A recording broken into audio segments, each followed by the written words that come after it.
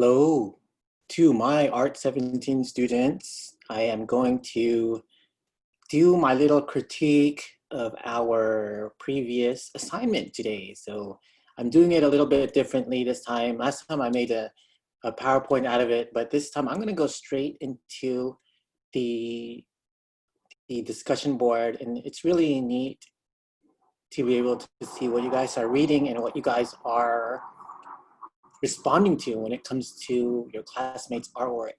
And one of the reasons why we have critique and why it's so important, especially for intermediate students and even for those who are majoring in art, that you hear what other people are saying about your work. And what I like about the intermediate class is you guys have a little bit more depth than the beginning class, which is really cool. You guys kind of know what you're talking about. Sometimes in my beginning class, they're not really there yet in terms of how to describe works of art. They don't know things like principles of design. I mean, we don't talk about that all the time in class, but you know, I give you guys a lot of hints here and there. But anyhow, let's go ahead and jump right into it. Last time I did this, we started, who did we start with?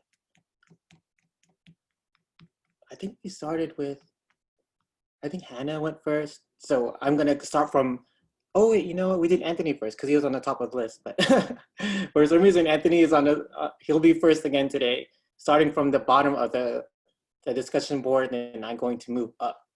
And so we are looking at the collection of images by Anthony Azevedo. I hope I say that right.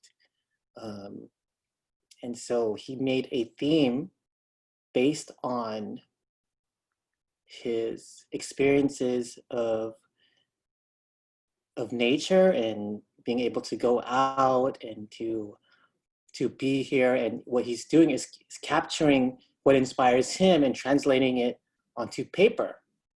And so when it comes to Anthony's style in general, what I can describe is that he has a very loose, a very gestural style, and that's something that I admire about his work. It takes a lot of courage actually to develop that and to actually stick with it, opposed to doing works that are a little bit more detail oriented. I think that there are hints of that in Anthony's work, but overall, the style is a little bit more on the expressive side. So good job, Anthony. And I am looking at some of these works of art here, and I really enjoy, I think this one is one of my favorites, simply because of how you treated the sky, in that there is a hint of the atmospheric perspective happening, especially right here where it gets a little bit lighter and into the distance, and you do that here as well in the very center. So that's very good, okay? There's hints of stronger contrast with the object closest to us. And I like how you were able to include that. Sometimes when we transition into another art class, or you know, we don't use the things that we learned in the beginning class. So I'm hoping that you guys are doing that. You guys are retaining the info, using it for the next class, and you're showing that here. So good job. There are some really interesting lines. I love these lines here. These lines that are very gestural, very expressive. It's definitely something that not a lot of artists are comfortable with, especially students, when they are you know, making artwork, especially for many people to see. They want to show a lot of clarity, a lot of detail. But Anthony's a little bit more on the other side of the spectrum. And I'm actually, for me as an artist, I'm actually a little bit more like that as well. And so this turned out really good. I feel like this part here feels a little bit flat. I think because of the lack of pigment in that, I feel like it was drawn with a different media. And so when you did that, it almost put it in a different place. It almost makes it feel like it's not included in that space, because I'm looking at these objects behind it, that tree, right? And then there's trees in front of it, but then right here, the lines, the contour lines are what's making it feel flat. And the fact that you are using a different media, it feels like you're using a graphite pencil to make these lines. I think that you're going for more clarity here. But I don't know if that's really not that necessary, because it feels like it's not harmonious to what you're already doing. It's almost like you want to have that same effect, the things that you were doing with these objects in further in the distance. You almost want to keep that consistency. And I think that you wanted for these objects to stand out a little bit, but I feel like if it's supposed to be more of a focal point, you'll want to keep it within, just the proximity of it alone is good enough. The fact that it's in the center, there's, these geometric lines that is enough to make it stand out. But for you to use a different media to shift from the vine or the compression charcoal to the graphite, then it feels like the pigment isn't really matching with the overall. But I think that it was a good attempt, that you still included the same things that you did in the first drawing. And now I'm going to talk a little bit about this one here. I feel like this is the drawing that had a little bit of problems. I think really because of what is happening right there on the upper left corner. And so there's some flatness happening right here, that ridge above the mountain. And I don't know how it looks on the source, but maybe it's this line here that is kind of throwing me off. That's giving me this sense of flatness. Is that's supposed to be a cloud, or is that, part of the snow? So this is where there's some, there's some ambiguity happening here. I do like some of these cloud formations here. There's some really nice markings happening over here. I feel like this is right here. That's kind of throwing me off a little bit. And so it looks like there's a hint of smoke above it, or in front of it. But then because of this line in the center there's so much pigment, it's so strong, it feels like, again, a little bit of flattening happening. But yeah, there's some neat things going on here. The overall theme is pretty consistent. So yes, very nice. I think this series turned out fine, especially the first one that I pointed out. I think that one's your best. I believe that one's the first one that you did as well. But yeah, good job, very nice. And so let's go ahead and move on. Let's move on to Gloria. Gloria Velasquez. And all of these drawings are very impressive. I really enjoy. There's something to enjoy out of each one of these, actually. And so let's go ahead and talk about this. I feel like this drawing alone is so strong.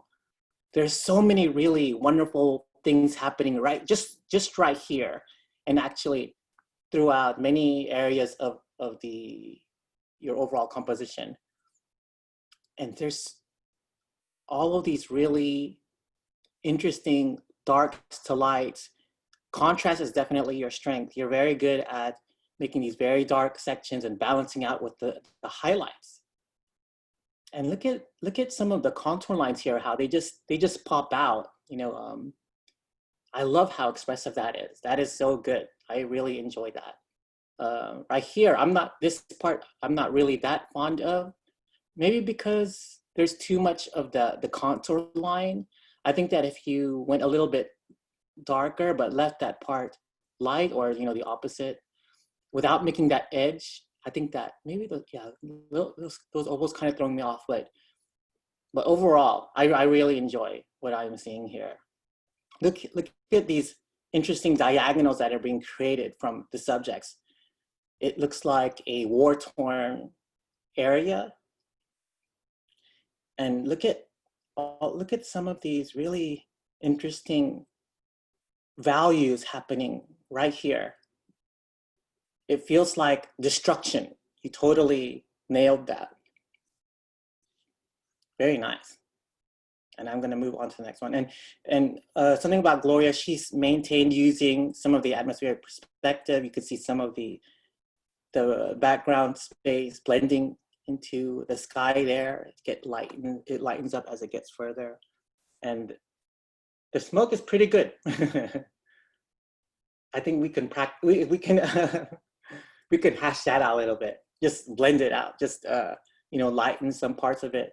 Some parts of it look a little bit clunky, and it makes it feel almost like an edge when it comes to clouds and smoke. You almost don't really want an edge, which you actually did in the drawing above it very well. But anyhow, yes, I really enjoy it. This one's probably my favorite out of the three so far.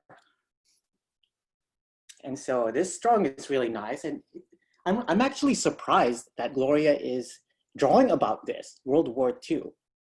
I'm just interested. I'm just kind of curious about what inspired you to draw about the World War II era. Was maybe your parents part of it, or you know, or maybe you're just reading about it and you just like how impactful this event was.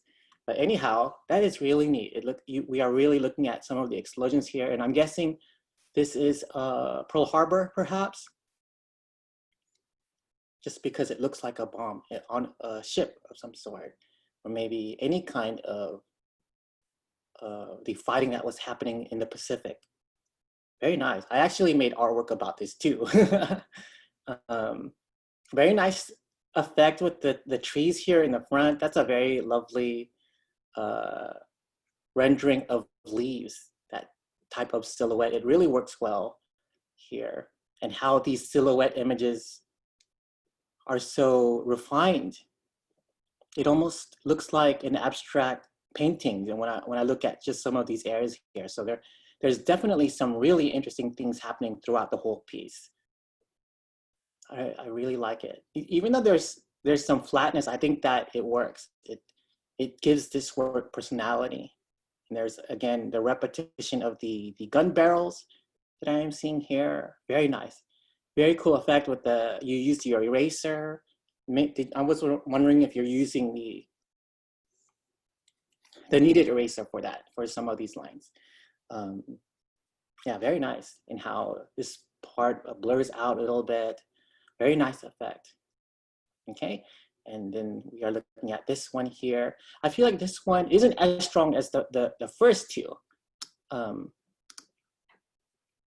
think because of the water, feels like there's some flatness happening, and that's really tricky. It's really tricky to get large masses of the ocean when it comes to drawing. We almost want to use atmospheric perspective in this case as well. Maybe a hint of a reflection, or actually maybe a little bit darker. Maybe there's a little bit too much highlight. But very nice. I think that it fits within the theme that you created. Less detail, that's definitely what you want. Sometimes we want to put more detail on objects that are further away, but I'm glad that you didn't. You actually did a lot of pretty impressive things overall. So still used of the atmospheric perspective there. I was wondering, this section here, did you use white, like a white chalk or white pigment? Sometimes it's tricky. If you go dark to light, and if you add the light pigment on top of the blending, then it gets a little bit muddy, and it starts to gray out a little bit. So it's almost like it's almost like if you want to use the light pigment on top of the dark, you almost have to either do one or the other. So if you are blending and then you put the white on top, then it feels like it doesn't really transition that well into that lighter media.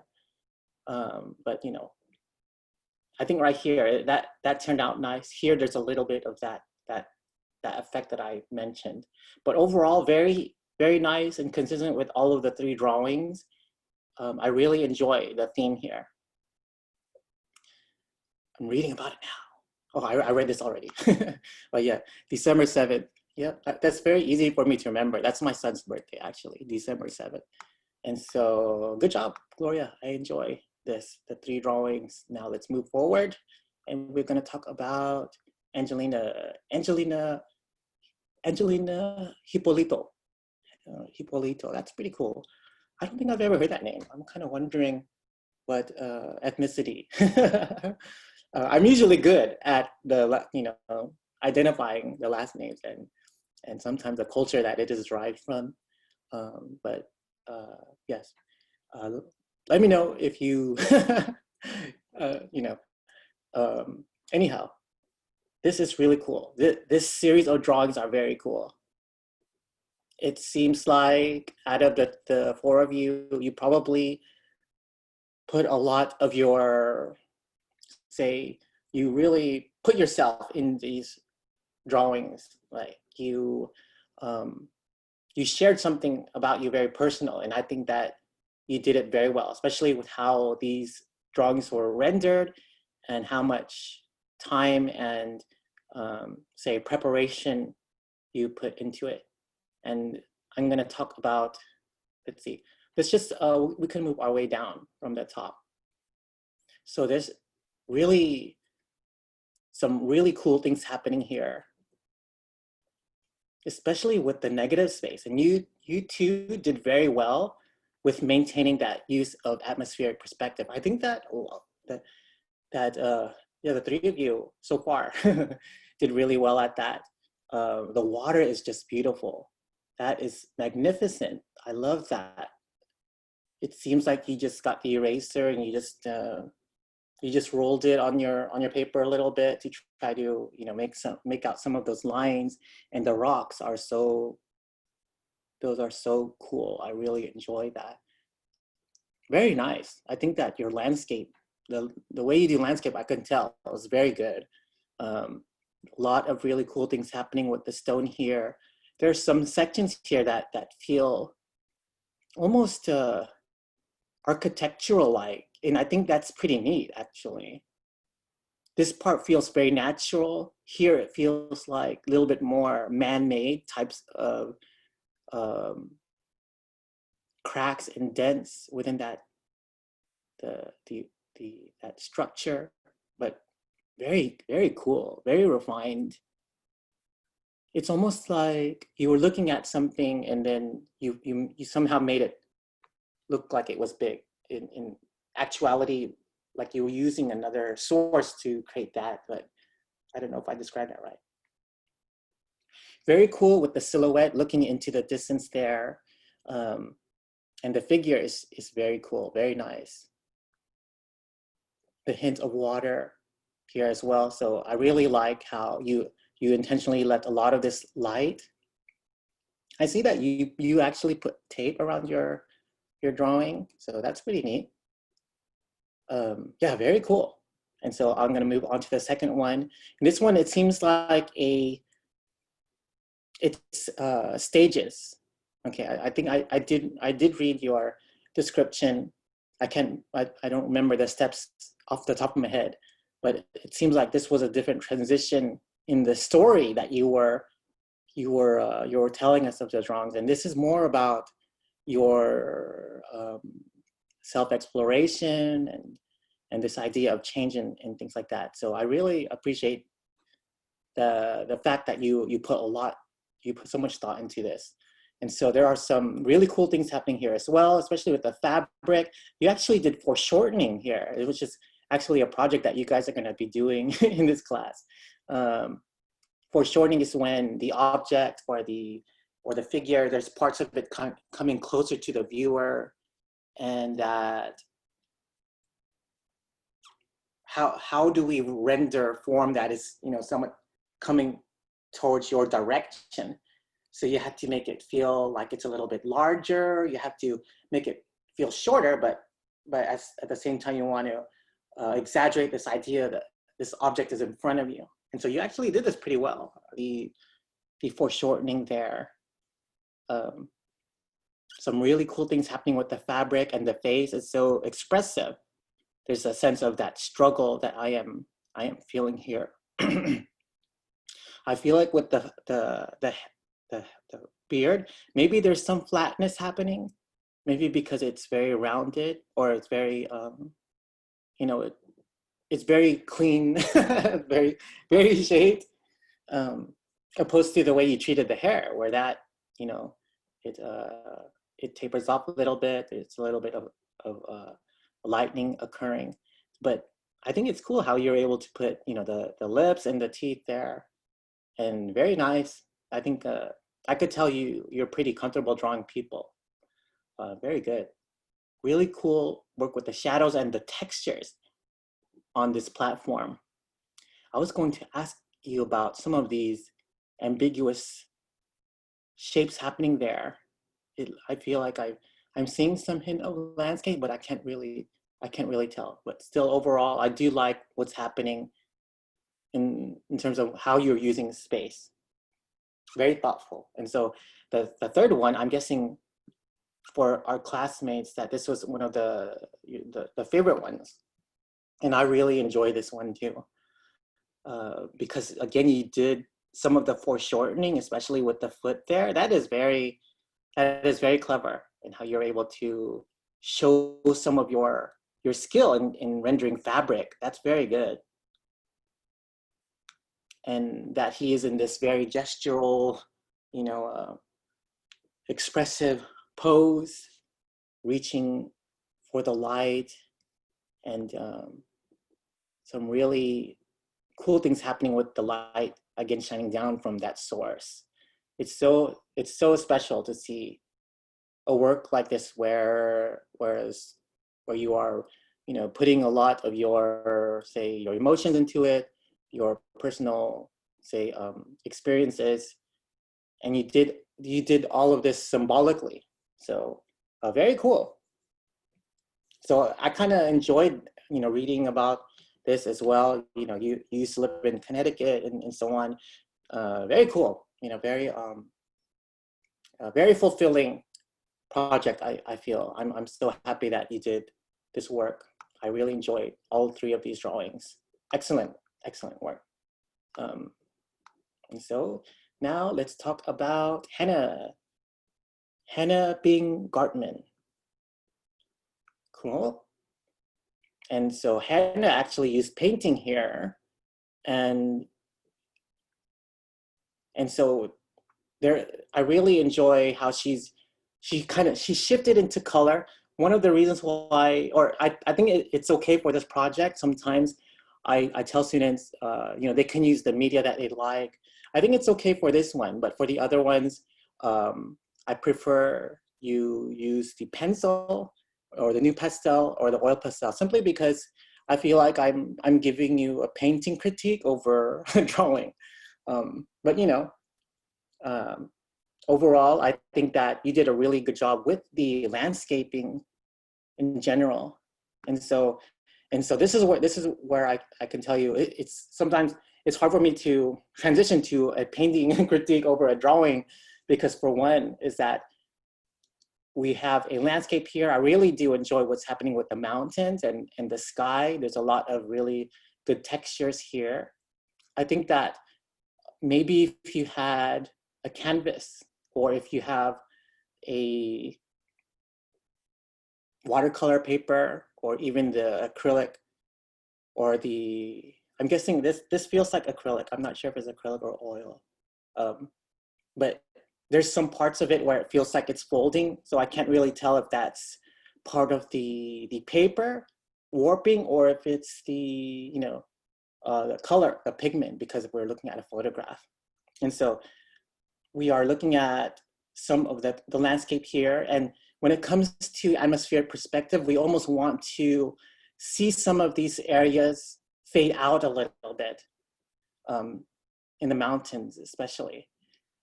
I think here it's fine because we are looking at, you know, grass, and that it's closer to us, so there's a little bit stronger contrast. There's stronger highlights that kind of indicate that, and that this is a very strong use of contrast I'm seeing in the very center. But as it gets further in the distance, there's parts of it slightly doing the fading of the contrast, but it's still maintaining the same quality. So it feels like there is some flatness here. But also because when it comes to painting something like this in the negative space,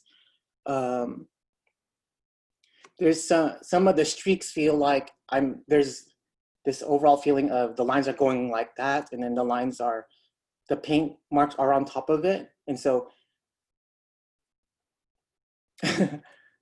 so it feels like there's a little bit of flatness. I think also because the color is is almost just one color. There's a hint of mixing color in the blue area here. And so when it comes to painting, it's almost like you want to use just the greens and the yellows and browns and a little bit of red to make some of the greens a little bit darker. And I see that here actually, but here it feels like there's some flatness happening. And so I really like the way the bee is portrayed here. And so I'm gonna go ahead and move on to the second one and the first one. And I feel like these are definitely stronger than the one I talked about in the beginning. And so if I can remember, this is the first one, and this is really nice because you put a lot of detail on the hummingbird and how it feels like it's closer to us. And so, yes, when it comes to painting, see, I'm looking at these marks. There's some of the marks that indicate the direction of the stroke. And that's pretty good, but it feels like, because I'm seeing that and then I'm seeing these lines on top, it feels like there's a little bit of flatness happening. And so overall, I think that this is probably the strongest part of this painting here. Okay, and so this one here is almost like the bottom one, except there's a little bit of change in the overall tone. Maybe it's the picture. One thing I try to tell students is it looks like there's some black there. When it comes to rendering color, I try not to use too much because it feels like it's, I guess, the black makes it feel flat, and also we don't really see that, I guess, that dark of a shape in nature. It's not like a natural color that you'll see a lot of. I almost would recommend using like a dark brown. And when it comes to color in general, black is such a strong pigment. It absorbs all of the colors around it. And so when we use that black, it feels like it's very strong.